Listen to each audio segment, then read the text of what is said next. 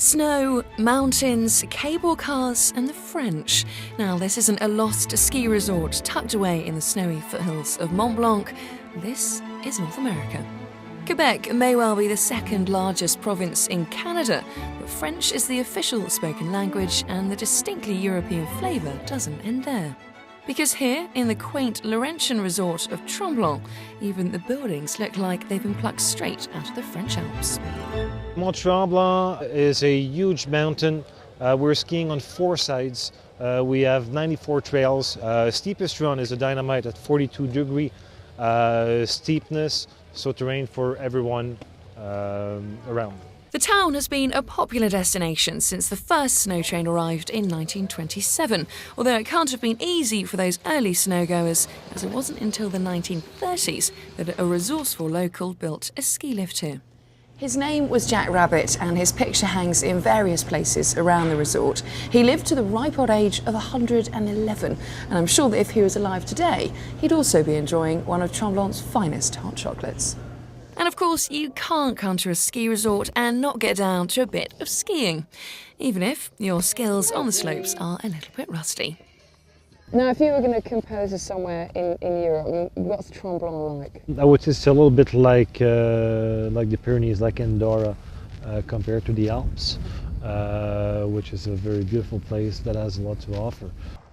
And what this place has to offer in abundance is space. So whether skiing or boarding, there's plenty of room for everyone on the slopes. Perfect if, like me, you're not too confident on crowded runs.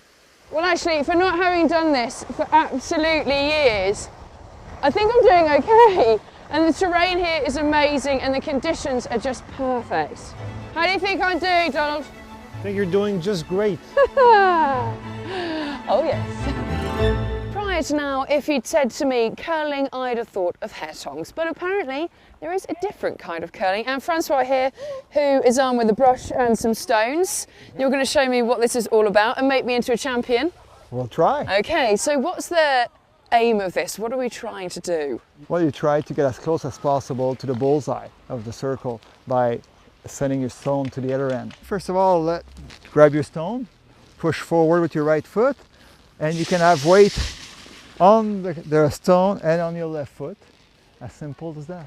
Do you want to have a go? Definitely. All right, well, I'm ditching the brush. Okay. You've got your brush. Yes. I've got my stone. Yes. Power in my right leg. Definitely. Ready with the brush? Ready with the brush. Okay, 1, 2, 3. Oh, God. Oh, come on, Francois. There we go. Get it, go.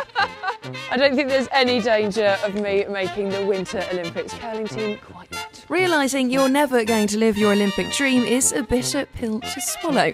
Fortunately, a local delicacy is on offer to sweeten the defeat. Bonjour. Hello, how are you today? Fine, thank you. Yes. I'm after some of your maple syrup taffy on snow, please. No problem, but do you like sweet? I do like sweet. Oh yes, perfect.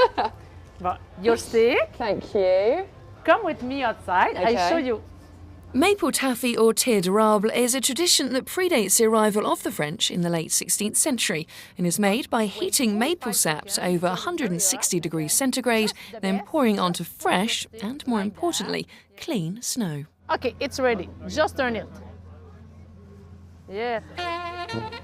Perfect, good job. Now I've got to eat it. Eat it. Ooh. Oh, it's like...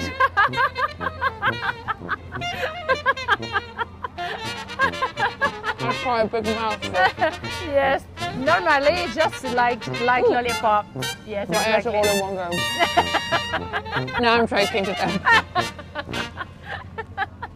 Tremblant may not have as many ski runs as somewhere, say for example like the French Alps, but there is so much that is going on off the slopes and it still has that quaint European feel. Of course, you don't have to stay within the confines of the resort. In fact, one of Quebec's favourite winter pastimes involves getting out there into the wilderness. So, who can do this? I've seen people doing snowshoeing. They were like 80 years old. Wow. To some kids were 2 or 3 years old. So it's really for anybody. It's actually, I have to say, I was quite sceptical. But I'm actually really enjoying it. It's really good fun. Snowshoeing was once a means of survival for the indigenous Americans hunting for food during the cold winter months. Nowadays, largely thanks to freezers and supermarkets, they're mainly used for recreation. This is what happens when you don't wear a snowshoe. Your foot gets stuck onto like your waist in the snow.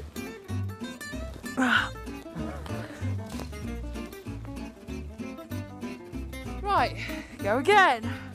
It just make you be able to go further in the forest with nobody around, no people. It's just like, okay, you get more chance to see animals, you get more chance to feel the nature.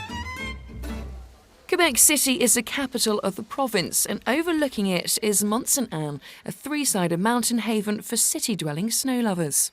I'm more than half a kilometre up here and you can see some of the most incredible views of the St Lawrence River, which despite being 30 miles wide in places is partly frozen.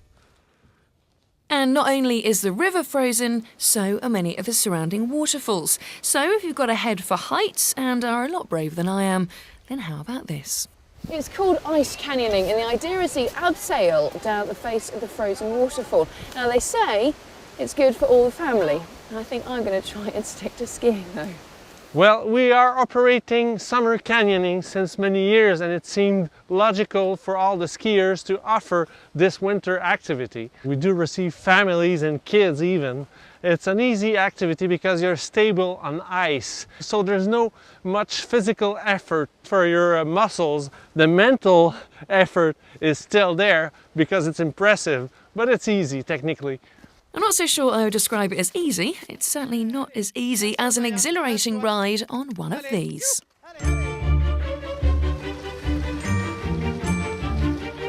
The guests, they say, oh, it's much more easy than I was expecting it to be, and it's much more fun because you really connect. My dog was listening to me. So people, they really get a good connection with the leader of their team. Yes, dog sledding is a tradition in these parts. It's a wonderful way to explore the beautiful surrounding forest, and despite having over 70 dogs on site, Bruno still knows each one by name. In the back you have Epic, the white dog with the blue eyes. Yeah. And beside him you have Colin, a bit stupid but just enough to be efficient. In the middle you have Moika, a big large female. She's the dominant female of the whole pack. The dog really enjoy pulling the sled. Actually, they don't feel that they're pulling something because they work as a team. We put at least 6 dogs onto a sled, so each dog just have a tiny share of the weight.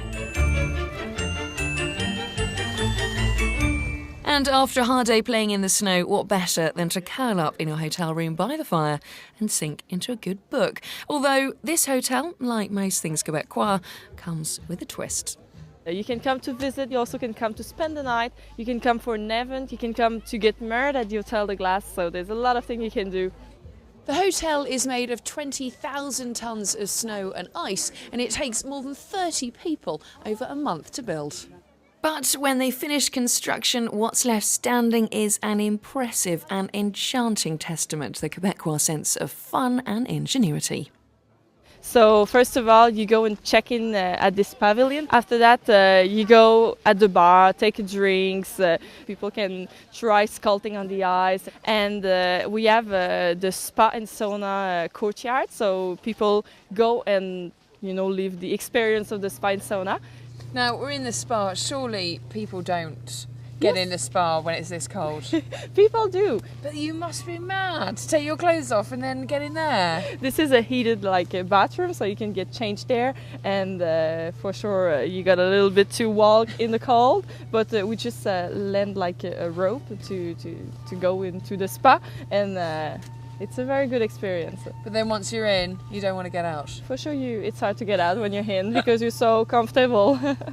It's a pretty beautiful and unique experience here, made all the more so due to the fact that the hotel is only open from January through to March.